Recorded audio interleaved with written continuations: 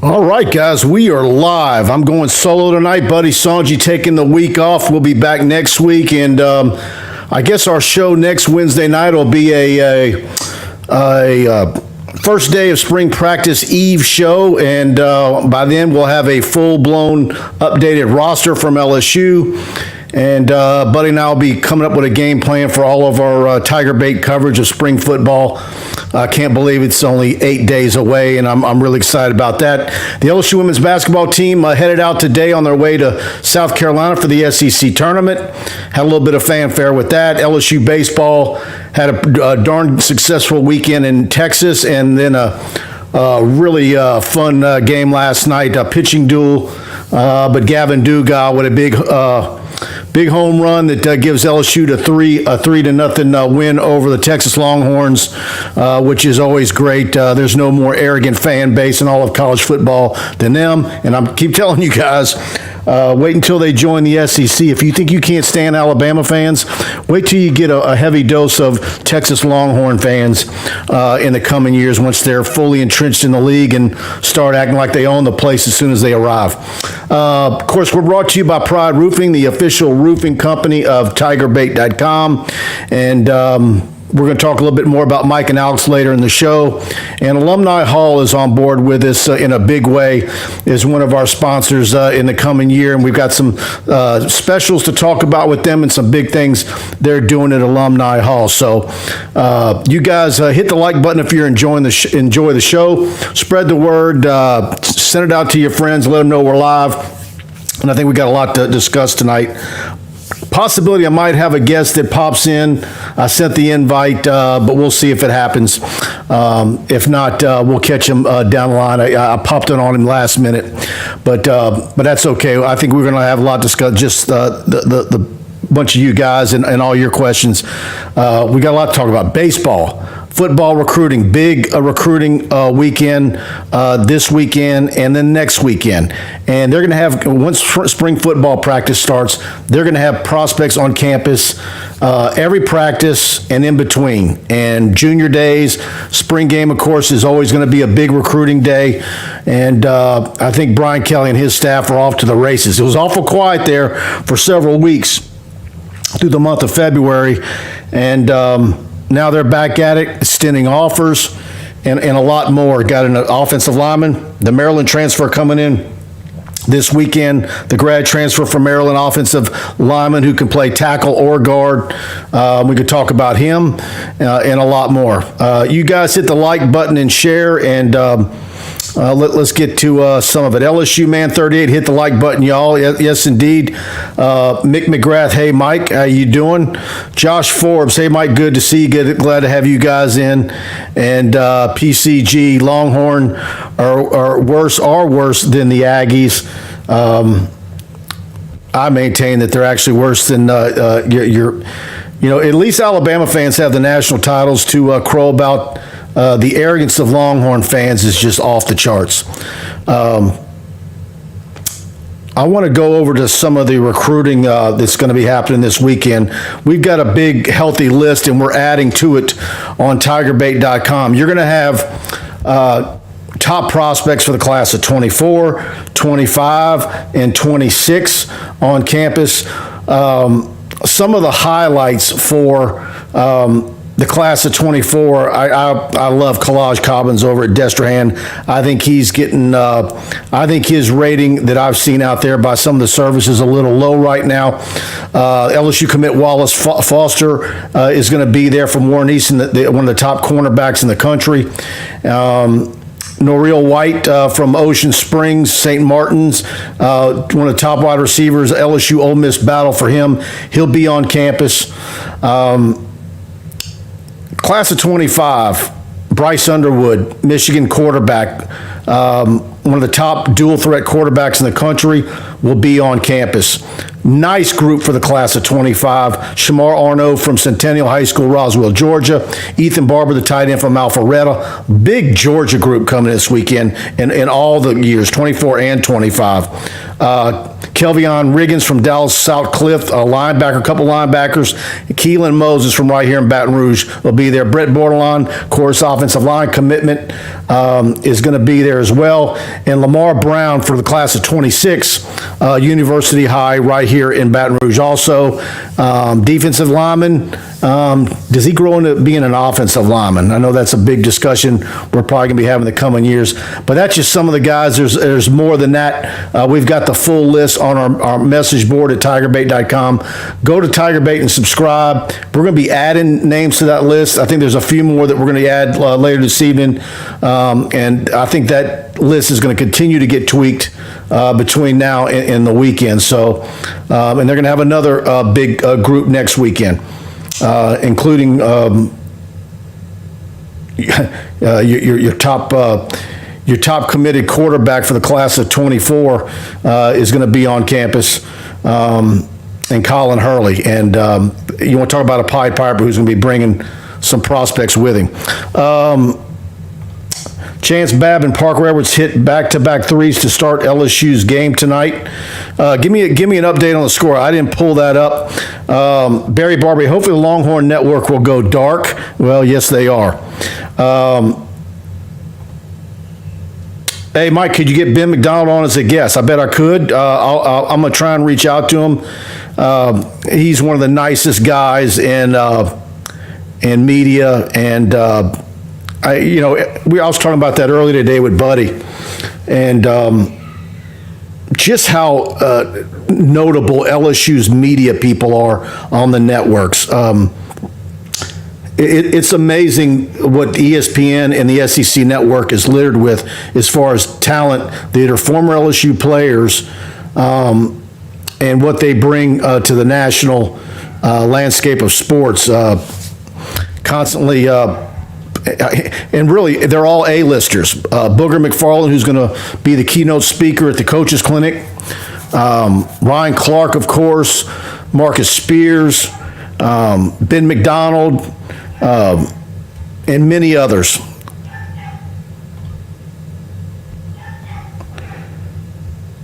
Longhorn fans are worse than Aggies. Kind of feel bad for the Aggies with Texas coming. Yeah, that was one of the things that I really enjoyed, I guess, a decade ago when A&M came to the SEC was them finally breaking away from Texas, and how I enjoyed seeing how incredulous the Texas fans were, particularly Jeff Ketchum over at Orange Bloods, just incensed at how dare Texas A&M try and better themselves and leave them and always be the bridesmaid and want to do something on their own.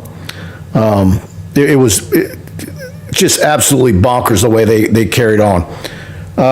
Joshua Forbes, you need to wake Preston up and make him do something and call in. Jeff Gorman, hopefully the powers that be at LSU don't forget that Texas put all LSU fans in the upper deck during the 2019 game. Well, when they join the league, the SEC dictates where you put the fans. Nurse Court in the house. Hey, guys. Glad to have you with us, Nurse Court. Gary on Parks, you think Shaq's daughter going to commit? That's going to be real interesting how that plays out. Kim Mulkey kind of holds her cards close to the vest as to who she gives scholarship offers to. How's that going to play out? Is there maybe a walk-on situation? I don't know how that's going to work.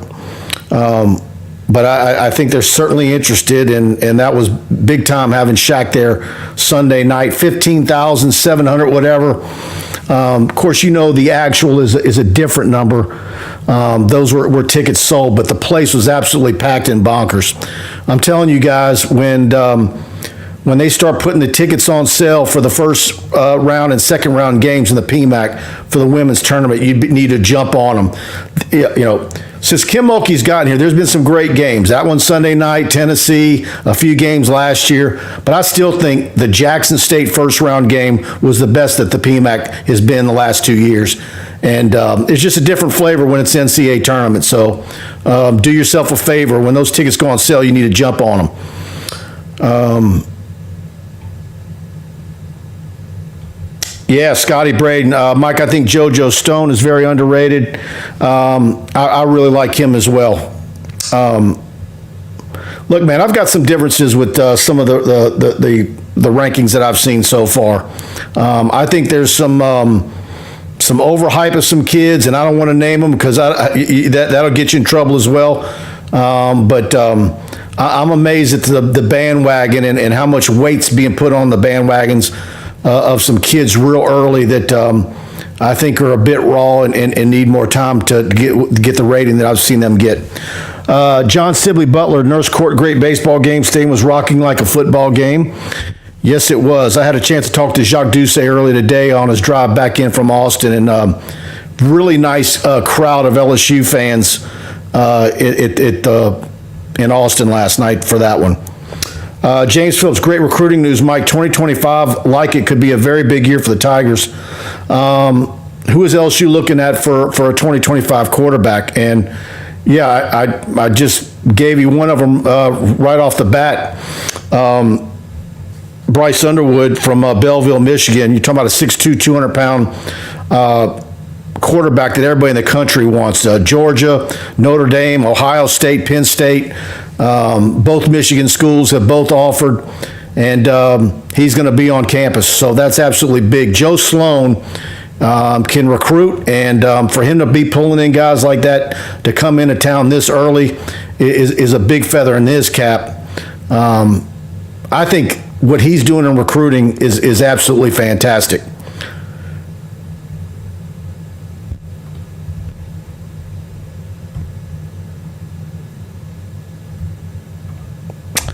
Fire 3449, LSU 13, Missouri 5 at the 15:30 mark.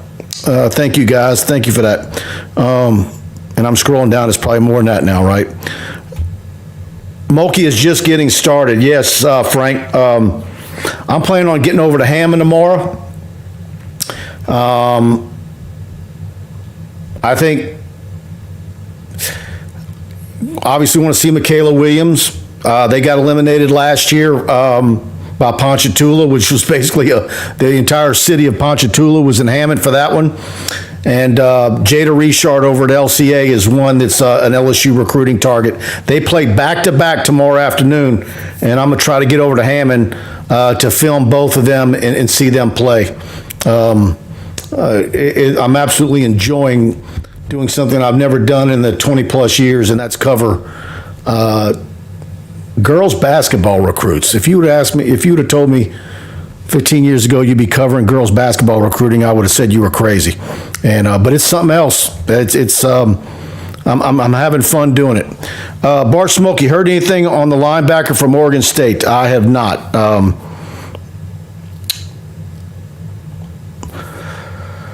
Mike, I really like the work you put in reporting accurate facts on our LSU Tigers. Thank you, DA. Obviously, the kid's strong. I know that, Bart, just circling back. But I can't wait to see him. I'll say that much.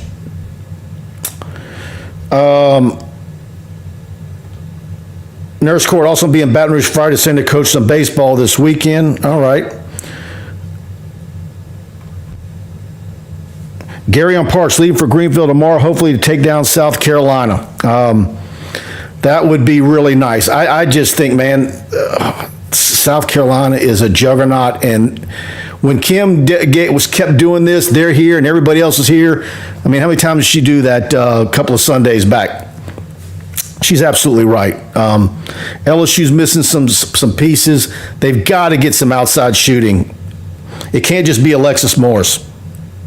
They need to have some consistency there. I'm going to stick with my prediction of an Elite Eight for Kim Mulkey's team. But they're going to need somebody to step up and be consistent and give some points. It just can't be, Angel Reese and Alexis Morris that are carrying most of the load. Chance Babin, thoughts on football hires and promotions. Look, I had a source on Saturday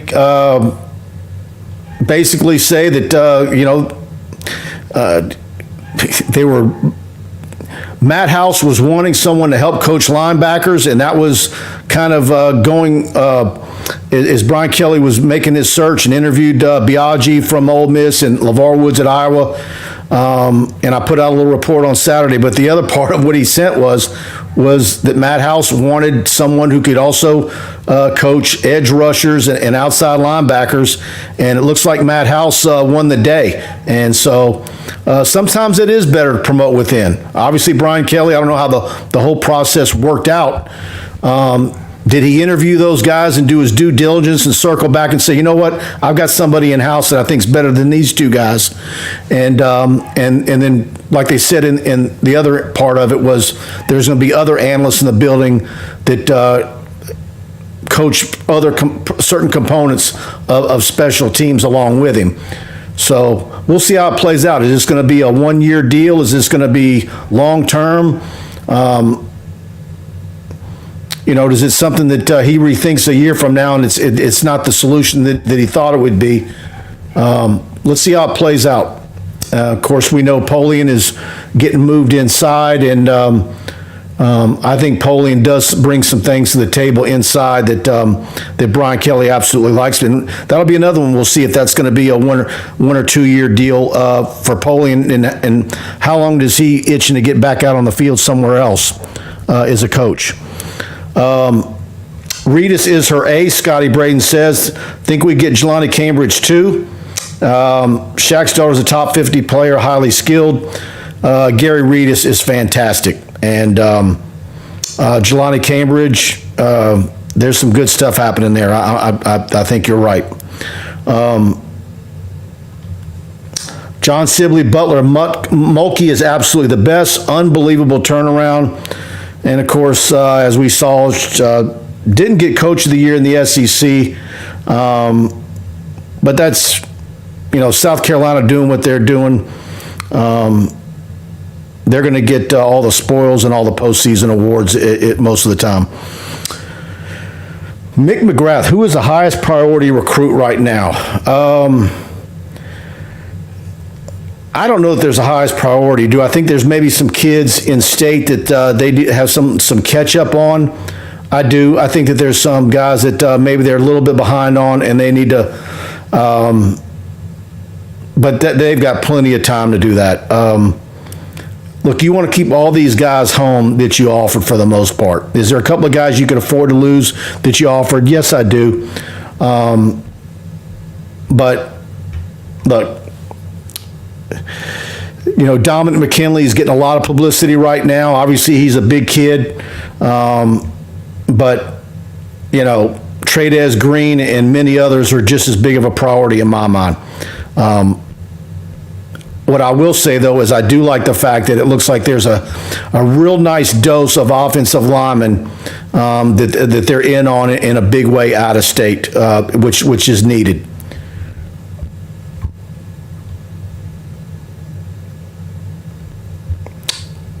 I'm on one. Good afternoon. Glad to be in the midst with you all. Glad to have you with us. Fire 3449-2414 at the 1027 mark. All right. Thanks for that update.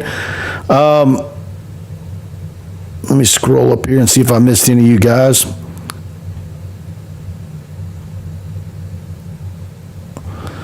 All right, you guys hit me with some more comments, and I'm going to get to as many of them as I can this evening. But I'll tell you what, let's do first of all. We're here each and every week because of Pride Roofing. Let's go ahead and hear from Mike and Alex. Hi, I'm Michael. I'm Alex. At Pride Roofing, we handle commercial and residential work. TPO, shingle, and metal inventory. We got it. Property still in disarray from the recent hurricanes and hailstorms. Insurance claims? No problem. But Pride Roofing is the official roofer at TigerBait.com. In fact, notify TigerBait and we'll give you a free roof inspection. And on top of that, you get a free year subscription. Call 855-PRIDE-16. Se habla español. All right, Mike Faraday, Alex Martinez, Pride Roofing. Give them a call, 855-PRIDE-16. Tell them you heard about them right here on TigerBait, and whether it's your commercial or residential roof, you say TigerBait, they're going to pay for you to have TigerBait Premium free for a year. They're footing the bill. And look, there's no better company to do roofing business with. They stand by their work, owned and operated locally right there in Albany, Louisiana. And with Crown Metals right across the street, metal roofs are real big. They do a lot of their own in-house manufacturing right here in Louisiana. And Mike Faraday is a Broadmoor High and LSU grad right here in town. I grew up with him. I vouched for him. And I'm very proud to be associated with those guys. And no matter where you are in South Louisiana, Gulf Coast, Mississippi, north up to Jackson, they've got you covered with a roof, any type of roof, commercial or residential. All right, guys, let's scroll down.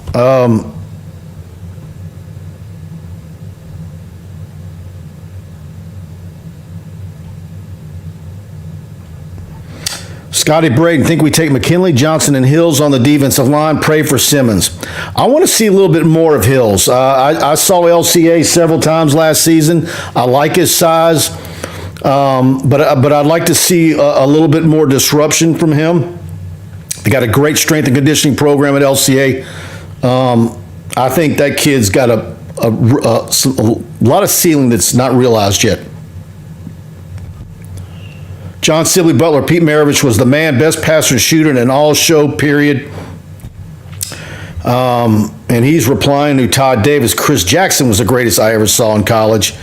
And I'm there with you, Todd. I'm not old enough to have seen Pete Maravich, but Chris Jackson, Mahmoud Abdul-Rauf was absolutely the best basketball player I ever saw with my two eyes. And I was telling someone the other night, with Shaq there, I said, Shaq was the man, and of course we know what Shaq's did in the NBA, but the draw during those years was Chris Jackson, absolutely. And there's Bart with the pistol. Bart also saw Sparky Wade play. He remembers all the teams that wore belt buckles on their shorts. Yep, just like me, Todd. I'm not old enough to have seen Pete. But when my mom was put to rest on Valentine's Day morning, I saw Pete Maravich's gravesite, which they showed on that SEC docuseries that's been running. He's not many yards away from where my mom was laid to rest. So my mom's real close to Pete Maravich over at Rest Haven, over near Parkview. Kenny Haynes, thank you, Kenny, for the super chat. Mike, all this recruiting talk is nice, but there is only one big thing right now, Jay Johnson and the baseball Tigers. Absolutely. But look, there's a whole lot going on, Kenny. I saw someone ask when's the spring game. That's April 22nd, but a lot of excitement in baseball right now, like Kenny says. Spring football starts a week from tomorrow. Can't wait for that. We're going to see how far Kim Mulkey takes this women's basketball team. And then, of course, we're going to look to see what Matt McMahon does in the offseason. This is going to be a pivotal offseason to see what Matt McMahon can do to replenish that LSU basketball roster. I've got a poll on the front page of TigerBait.com right now where I asked what is the over and under on how many new faces or new names is going to be on next year's 23-24 LSU men's basketball roster, and I think the winning number right now is 8. And so Matt McMahon's got a whole lot of work to do.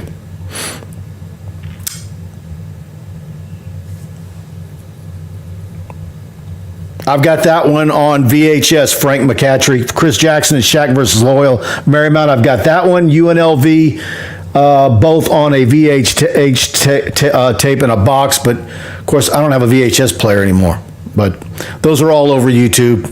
I'll go down that wormhole on YouTube at least once a year where I'll go back and watch those games. Anything Chris Jackson, I'm on it. Mahmoud Abdul-Rauf.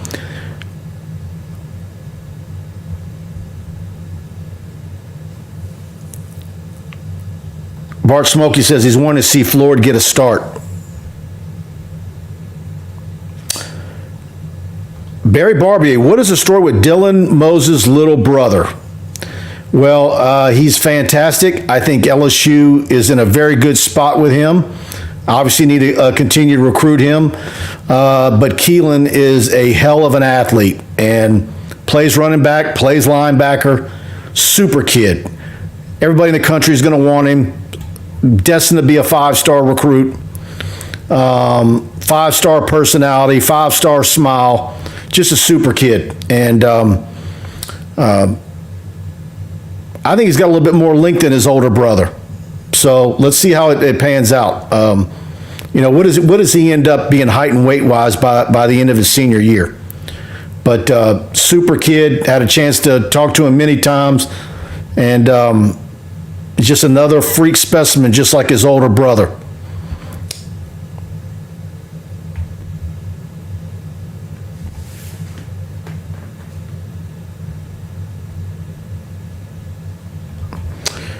Kenny Haynes, Pete played in an era where black players were not involved, so there is that. That has been brought up many times by people, and I just know the reverence that NBA players have for Pete. That didn't matter. It didn't matter. What I've like, you guys are going to know better than me. What might have been had he been on a better team and not had the injuries that he had in his NBA career. How much more notable might he been as a professional versus mostly just getting more hype as a college player and the scoring record. Josh Ford, Pete Maravich's record is close to being broken by the guy from Detroit College. Yeah, but there's a whole lot of asterisks with that, isn't there, Joshua? How many games, how many years, and so on. And so there you go. And now look who's popped in, guys. I sent it to him, and Jacques Doucet's in the house. Let me see if you can get him up. Jacques, can you hear me? Yeah, I got my 1985 headphones on. Can you hear me? Can you see me? Yeah, we can hear you. All right, Jacques Doucet's in the house, everybody. Why didn't you Jacques, tell us. us. We talked on the phone today. Why didn't you mention it to me like 3 hours ago? Well, I wanted to spring it on you. I figured if I sprung it on you, I'd have a better shot of getting you to do it. But Jacques operating on fumes, everybody. 8 days in Texas, and he drove in from Austin this morning. So I just want to get you to recap what the Round Rock tournament was like, and last night in Austin, and what do you think of this LSU baseball team? Well, Mike, last night was really cool. 7,600 paid, big crowd. A lot of LSU fans were there. Saw Thatcher Hurd's father before the game. He came up to me and introduced himself and thanked me for coverage and the interview I did. And I was really hoping that he pitched well since his dad had come all the way to see him pitch. And Thatcher got off to a little bit of a shaky start, but he got out of it. Nice defensive play in the first. And so he pitched really well last night, so that was good to see. So eventually, do you move him into the weekend rotation or not? I think that's a big question. What do you do with Riley Cooper? Riley Cooper will be very valuable to this team, but is it more in a relief role, a middle relief role? And then the pitchers after that, Nate Ackenhausen, he was spectacular out of the Yeah, he was dealing. Yeah, and after the game, he told us, he said, look, I'm from Oklahoma. I grew up not liking Texas at all. And he said that I knew there was a good chance I was going to pitch against Texas on Sunday. I've been looking forward to it. He was fantastic. And so LSU's offense really struggled. I think they only had 3 hits through the first 8 innings. And then Texas relief pitching in the ninth. They walk a couple of guys, and then Gavin Dugas hits one about a mile high through the air and about a mile deep. It's a guy that was going blind in his left eye, basically. Couldn't see out of his left eye. Had a procedure done after the fall in which he was swinging at terrible pitches. And Coach Jay Johnson's like, what are you swinging at? What's the problem? And so he has some sort of operation done. And so now he's seeing 20/20, and he's hitting it about 420. And so big moment last night. And then Christian Little came in and shut it down and then gave the horns down after the last at bat. So that was a fantastic game last night. Still there? Yeah, can you hear me? Yeah. I think some people are saying your mic's slow. I don't know if you've got a little adjustment that you can make. Yeah. But let's see here. I don't know if this is getting any better or not.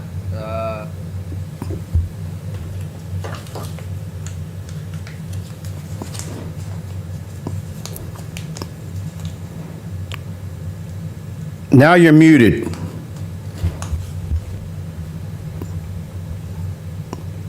Bear with us, guys. I'm gonna get Jacques squared away. Just 1 second.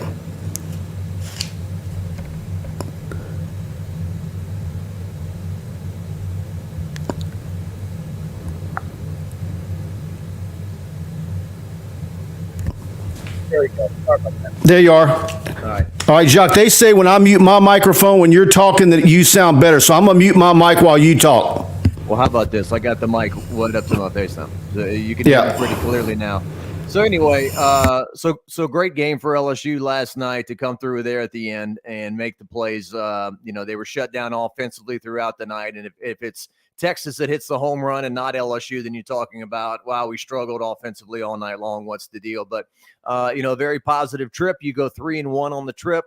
You had the one game that was the stinker against Iowa Saturday in which, Iowa struck early. LSU loaded up the bases in the first against their guy Brody Brecht, who was hitting 100 miles an hour on his first pitch. LSU strikes out 3 straight times. Brecht strikes out the side in the first.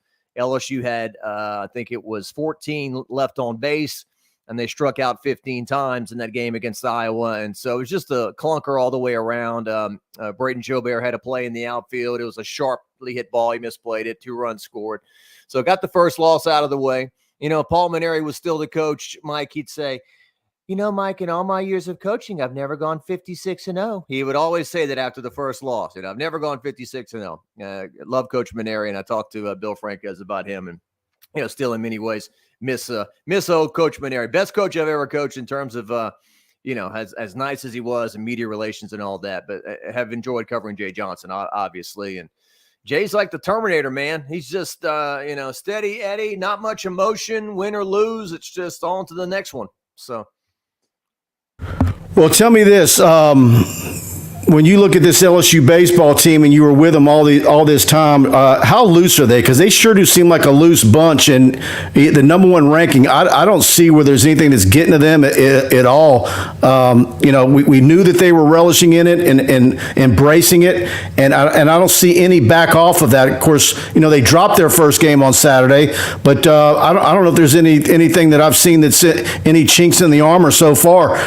You had your weekend pitching. And then to get a pitching performance like last night on a Tuesday night, what more are we going to see when they also have another midweek game? There's still more pitchers there that we haven't seen. Yeah, no doubt about it. And, Paul Skeen stepping in, he's had 2 great performances on the mound. And one thing we talked about, too, this is kind of not what you were talking about, but there's been an effort made to make LSU bigger and stronger. Bill Franquez said last year when LSU went to Mississippi State, they were in the dugout before the game, and Jay Johnson turned to him and said, "Oh my God, look at these guys. Look how big they are. And a year from now, I want to look more like that." So you see a Paul Skeens, you see a Chase Shores, Jared Jones, obviously, who's had some strikeout issues a little bit, but he's going to clean that up. And so they are a much bigger and more physical team. Jay said, we're not going to be recruiting guys that look like me, a few here and there. But yeah, they do seem to like each other. They do seem to have a good camaraderie, and you got to. I mean, I would think that's the sport more than any other, right? That you spend more time together. You play in 56-game regular season, an SEC tournament, a regional, a super regional, and then if you go to Omaha and win the whole thing, you're there for 2.5 weeks. So I'm sure there's going to be times where they might need a little break from one another, but the chemistry looks pretty good. They do seem to kind of enjoy each other, and this was a good way to strengthen that. When you go out of town, they've been out of town for over a week playing 4 games, so taking care of their studies and all those kind of things. So yeah, you got veterans on the team, and really, when you got a guy like Dylan Cruz, who's like the best in the sport and is so amazing at what he does, but he's got no sense of poor sportsmanship or shove it in your face or all that. It's funny. When I interviewed Franquez yesterday, he kind of threw some shade at Tennessee. And he was talking about Jay Johnson. He's like, well, I'm not going to name any names, but he's much different than that coach that coaches orange and white, and the way he acts and, everything. And the way Tennessee acts, it drips down from the coach. I mean, the game of baseball, if you get too full of yourself and swagger, this game's going to boomerang and it's going to hit you right in the face. You're going to have a 1 for 20 stretch or something if you start, swaggering around the bases after hitting a home run. So Dylan Cruz, it starts with him, I think, and all the new guys and everything. And there's just something about baseball that's different than other sports where it's kind of that way. As you can see on the screen, James Phillips has asked Jock if he's concerned about all the strikeouts from the LSU hitters. Yeah, well, that's the thing. Well, last night where, Gavin Dugas's swing kind of neutralizes the you talk about the thrilling ending and you don't talk about what happened from the first through the eighth inning. So, yeah, I am a little bit, wondering why they're striking out so much. I think they struck out, I think I mentioned it, 15 times against Iowa. They struck out the other day. Tommy White is going to come around. That was an unfortunate thing. And the fact that he gets a sharp single in his first at bat for an RBI and then dies back in the first base and he throws his shoulder out and he's trying to come back. He's being unselfish and trying to get back. He's going to eventually start hitting. But yeah, I think that might be a question for Jay at the next media availability is, hey, all the strikeouts at the plate from an offensive perspective, cleaning that up and doing better with that. Big Cojones Keller says, can we talk about how good the pitching is? Well, yeah. I mean, last night we talked about Thatcher and the job he did. As Jim Hawthorne said, well, he jumped over a snake in the first inning. He jumped over a few snakes early. And then Eichenhausen. And then what do you do with Christian Little? I mean, is Christian Little a guy that you could see in the rotation? Shores on Sunday gave up 3 hits in the first inning, I think, or something like that. Now, they said he did a great job, and they said that the approach was going to be that no pitcher was going to see that Sam Houston State lineup more than once. Sam Houston State had scored 18 runs against McNeese, 25 runs against Rhode Island or whatever, but an explosive lineup. And so they took him out early in that game. So Paul Skeens, without a doubt, looks like your Friday guy. And then some people are like, why doesn't he bat? He's an outstanding batter. And Ben McDonald, after talking to him, put it pretty clearly, what the risk versus the reward. What are people going to say if Paul Skeens runs to second base and he pulls a hammy and you lose your Friday night guy because you batted him, or he gets hit on the wrist while he's batting and breaks a wrist or something, So, I mean, aren't there other guys on the roster who have bats that can do that instead of him? So, but yeah, the pitching has been. Ty Floyd was very strong in his outing the other day. Riley Cooper, I don't know what to make of that start the other day. I don't know the line wasn't good there, but and then a guy like Garrett Edwards too, Mike. Garrett Edwards came out of the bullpen Sunday, and they were very happy with what he gave them in 3 1/3 or something like that. Who was on the LSU basketball team for 5 minutes back in the day from Pitkin, Louisiana. So yeah, the pitching's been outstanding, no doubt. And Wes Johnson, Wes Johnson deserves a lot of credit. As Jay Johnson said, he's going to be like Matt House. The same impact on the football team Wes Johnson's going to have on the baseball team. Well, you were out for 8 days. We had a whole lot happening. We had an epic Kim Mulkey press conference. We had the softball team split with the Cajuns and do what they did. Of course, that's always for those of us who spend any time living in Lafayette. That's always a little has a little extra meaning to it. We leaks out that spring football's here a week from tomorrow. And, of course, on your way yesterday, we get the word on who the special teams coordinator is going to be. Big record crowd Sunday night for Mulkey. I know you would have liked to have been to that one, but I was telling guys earlier on the show, this is the time of year where we're absolutely running crazy. Y'all are WAFB, who's going where with your staff. And it's going to be no different with SEC tournament than an NCAA women's tournament, start of spring football practice, high school playoffs in basketball. There's just so much going on this time of year. This time of year, I think it's for me. I know it's got to be for y'all. This is actually a busier time and more hectic time of year for us at TigerBait, and I think it is for y'all too, than the fall is. The fall is easier. Well, it's without a doubt the busiest sports time of the year. From about mid-February to the beginning of April, it is, we call it crossover season. We call it overlapping sports season, whatever you want to call it. I almost feel guilty. I got back home and watched Steve Snyder's Sportscast and saw all the things that they have been covering. I've been focusing on one thing, putting a lot of energy into one thing. But you look at all the top, the girls and boys high school basketball.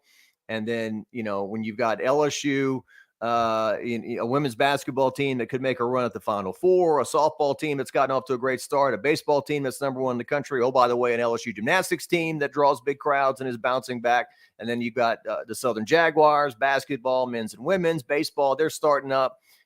Spring football for Southern football as well. That's going to come around. And then, like you said, LSU football announcing, their spring dates for football as well. So, yeah, it is. There is so much going on, so much to cover. Which is good. It beats the alternative, but it's always funny sometimes when football season ends and somebody goes, "Well, you're about to get it real slow, huh?" I'm like, nah, football season's it's a lot more regimented. LSU's playing on Saturday. The Saints are playing typically on Sunday or maybe Monday, and your high school's on Friday. That's a lot. This you got stuff all over the place, weekdays, weekends, and so it is exciting, but it is a lot to cover.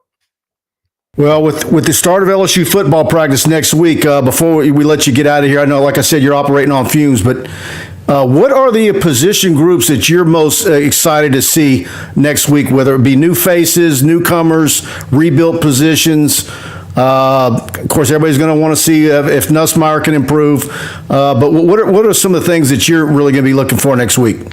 Oh, good question. The first day of practice, Mike, you get out there with the camera, you go straight to the quarterbacks, right? And you shoot for they let you out there for 20 minutes and you shoot 15 minutes of quarterbacks. And then you're like, oh, let me turn and see if I can shoot something else, and then you're spaced out. And it's like, okay, the offensive linemen are too far away. I can't get that. Or these guys are too far away. But thanks to Brian Kelly, he gave us so much time that we were able to shoot a lot of the position groups. Obviously, Jaden Daniels is the starter.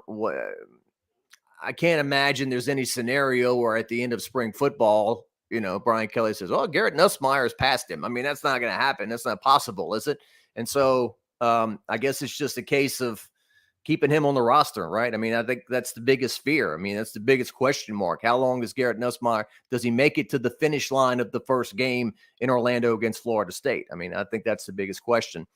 Running back, is John Emery truly ready to do all the things that a running back does? We saw his electric stuff. We saw that he does things that other people can't do, but can he have his head screwed on straight for 12 games and do the blocking and do the other things that he has to do?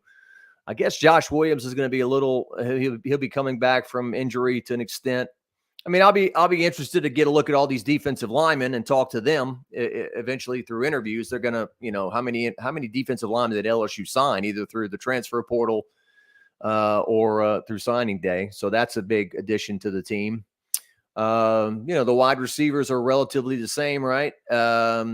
Defensive backs, right? Cornerback, maybe that's once again going to be new. So those are just a few things. It's just always good to talk to the coach and, hear him and the assistants and whatnot. Well, I'm going to put you on the spot. I've been saying Elite Eight for Kim Mulkey's team. What's your thoughts on what's likely going to, what's reasonable? Yeah, that's kind of my feeling too. I got a feeling that Elite Eight is the over-under with this team. Last year they won 26 games. They got a 3 seed. And they drew an Ohio State team that was probably a lot better than Ohio State seeding. Now, Jackson State should have, I don't want to say should have, but yeah, they should have beaten LSU that first game. I think they had a 12-point lead with 4 minutes left, and then they just started throwing the ball away and doing some crazy stuff. So LSU was that close from losing a first-round game last year.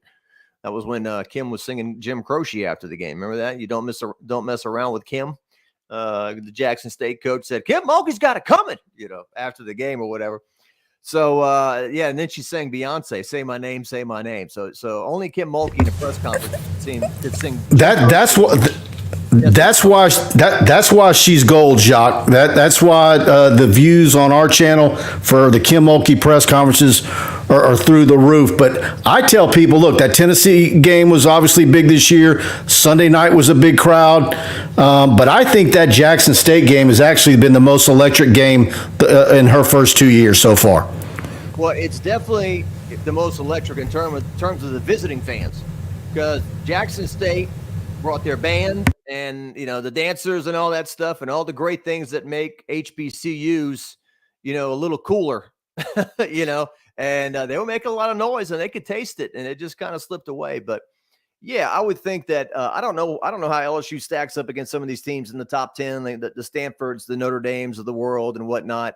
I would hope that if LSU does indeed escape the first 2 rounds, that they go to Greenville, South Carolina, and not Seattle. That's a long haul to get out there and cover them.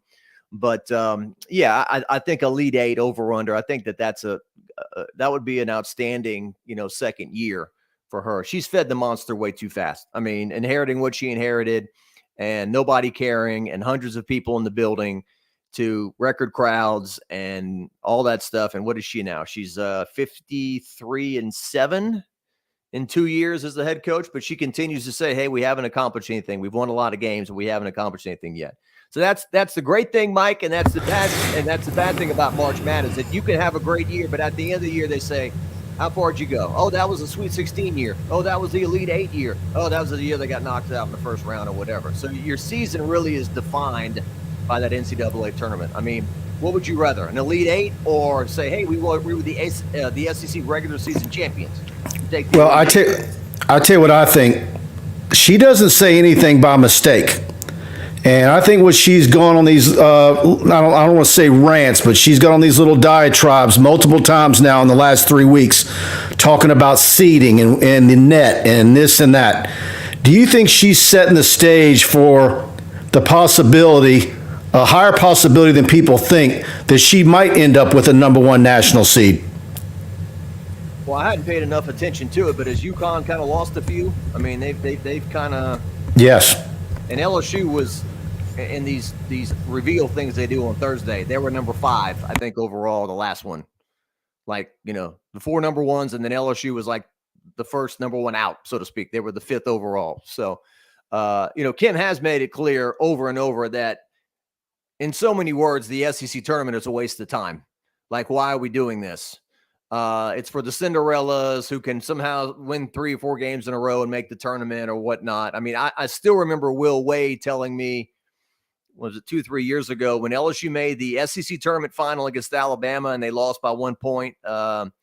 Trenton Watford had an amazing game. And he said, the NCAA had decided our seed on Friday. It didn't matter that we won on Saturday. It didn't matter that we would have won today. We were already decided on Friday, according to him. So, and not to go too far off topic, but the one that's even worse than that is the softball tournament. I mean, can you imagine playing 56 regular season games and we got to go travel all the way out to wherever it is, play 1 game, lose, and then come back home? I mean, that's the real silly one. Get Yvette Girard to talk about the about the SEC softball tournament sometime. But yeah, sorry to go on a tangent, but yeah, I mean, everything that Kim does, as the iconic coaches, she does not just waste words and say things just for the sake of saying them, no doubt. I think if she absolutely knows that no matter what she does in Greenville means nothing, and she's going to be a 2 no matter what, I get it. But she also throws in that part, which the bigger part of her is that we're a competitor and we're going to go out there and compete and go for the win. I think she would love nothing more than to get back and play South Carolina again and win or lose. Because like she said, I think South Carolina is just that much better than the number 2 team, whoever the second best team in the country is. And so, but is that a deal where she can go, if they made it to the finals of the SEC tournament and maybe had a closer loss, would that be enough to have those NCAA bracket people all of a sudden give her a number 1 seed? Because there has been a lot of movement for everybody else between 2 through 5. Well, I think that is the one storyline, obviously, that you kind of look forward to happening. Now, 2 things, they have to win 2 games, right? But if LSU plays South Carolina again in a rematch, and it'll once again it could be 18,000, I don't know what that place seats, but it's going to be South Carolina fans. I mean, I think Greenville's like an hour and a half from Columbia or something. Be like, a little bit further than New Orleans for LSU. So, yeah, I mean, will it be any better the next time around? Angel Reese was not named SEC Player of the Year. Aaliyah Boston was, and I think that was largely decided by the head-to-head. They looked at how Angel Reese played against South Carolina, and it wasn't that good.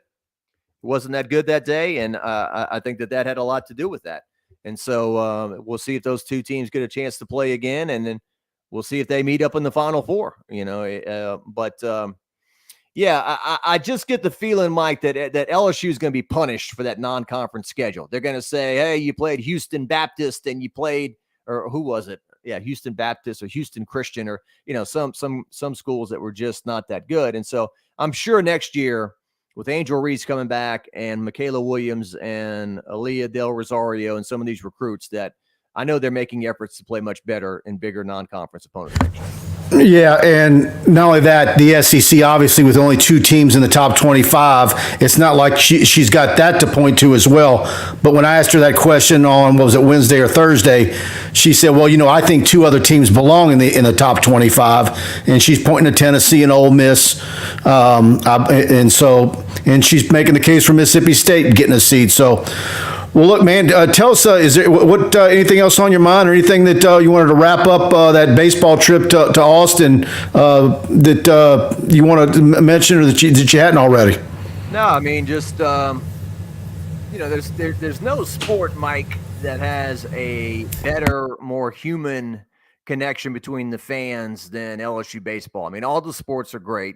Football obviously is the most passionate, but baseball is just different. The way the fans can the autographs before and after the game, the barbecuing in the parking lot, for the opposing teams and whatnot. The goofy stuff that goes on, the pie in the face and the guys singing the songs and all that. That's what kind of makes baseball unique. And so, yeah, I enjoyed that trip. And I guess in my head is the season 1/8 done. You've played 8 of the 56, 1/7 of the regular season is now done. But I mean, they're going to be a special team. I think that they're going to polish some things up, and they're going to score some runs. And the Gavin Dugosses and the Dylan Cruzes and the Trey Morgans and all those guys are going to be fun to cover, without a doubt.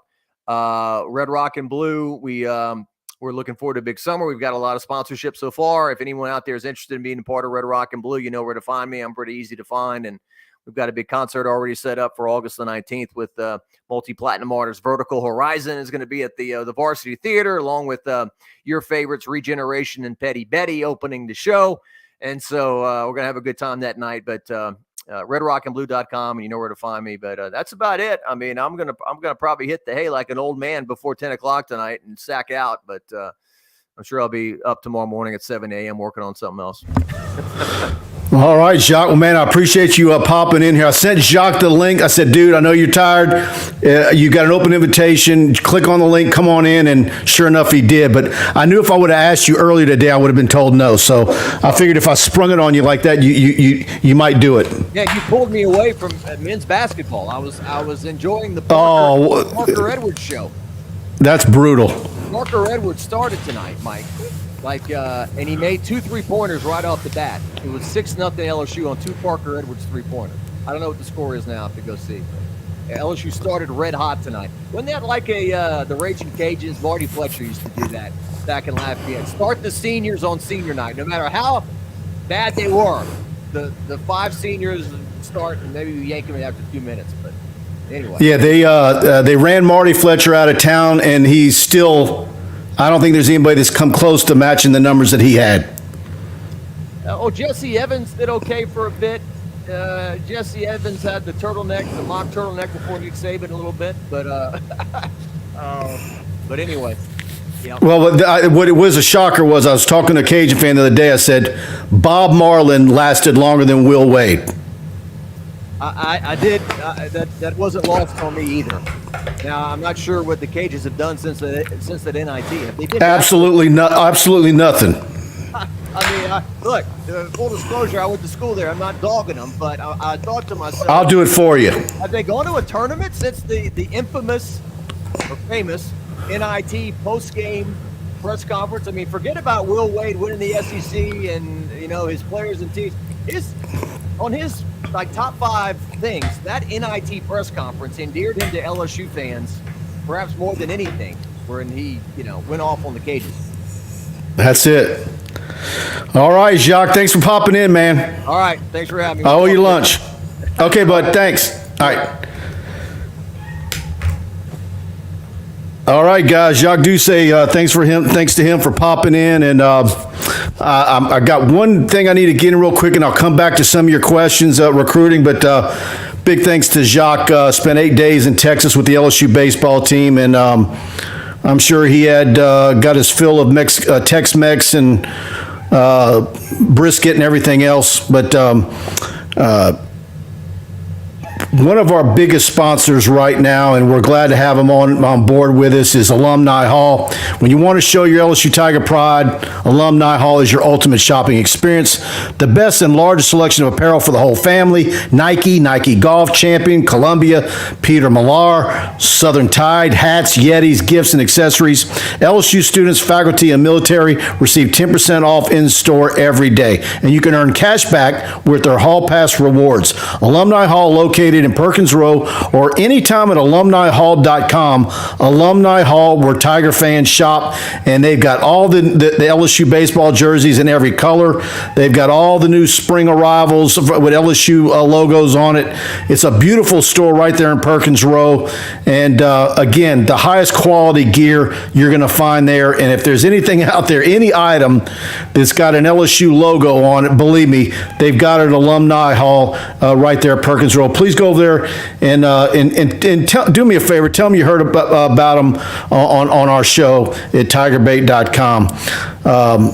Let me scroll up and get to some of your comments. And yeah, Nurse Court says, I have that pinstripe jersey and love it. That is a top seller, and they've got them there at Alumni Hall. Yeah, Todd Davis, Tennessee head coach, in a bit of trouble with the NCAA. Yeah, he's got some tampering issues, doesn't he, Todd? I'm going to be real curious to see where that goes. Chance Babin, I was equipment manager under Marty Fletcher at USC. I used to laugh, Chance, at Marty Fletcher jogging down West Congress in Lafayette. He was always kind of hunched over. But and he did a radio show before I would do my LSU show on an AM station, which was my first gig in sports in the early 90s. And Marty was a super nice guy. I don't think they did him very nicely, to be honest with you, for those of you that know anything about USL basketball. Let me scroll up, guys. I want to thank Jacques Doucet again for popping in with us. Big Cojones Kells, I need a gold baseball jersey ASAP. Go over there and tell them you heard about them from us over at Alumni Hall, Big Cojones Kelly. They've got them all. Any color baseball jersey, they've got them.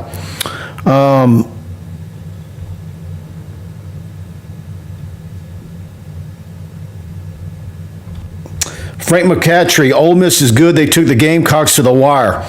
Yeah, Frank, in women's basketball, and I think it was Kim that said last week, part of the reason why is because they're built more with guards. And that's why Ole Miss, and Ole Miss is playing real well right now. I really like their coach too. She's fiery. Guys, hit that like button if you enjoyed the show tonight. And also go to TigerBait.com. I've got the recruiting list of who's going to be coming this weekend. I've got some more recruiting updates coming your way. Next week, I'm telling you right now, our spring football coverage is second to none. I'm going to have the best video, loads of video for you guys to watch. And Buddy Sanji and I are going to be doing our post-practice reports, brought to you again by the Smokey Investment Team. Bart Smokey, who you saw earlier in the show, happy to have them back sponsoring our reports again this spring. And we couldn't do it without them. We will kick those out as soon as practice ends. Our post-practice report will immediately be uploaded to our YouTube channel, and that's brought to you by the Smokey Investment Team. But go to TigerBait.com and subscribe. $1, you can try us out for 1 week, and look, 1 week from tomorrow, we're going to be loading you up with photo galleries, practice reports, video of practice, and Brian Kelly press conferences. We're going to get coordinators like we did last year, player interviews, loads of recruiting updates coming after this weekend, after the big visits. There's going to be another big visit weekend. And so we've got a lot coming your way on TigerBait.com. and we want to have you be a part of our premium side of the website.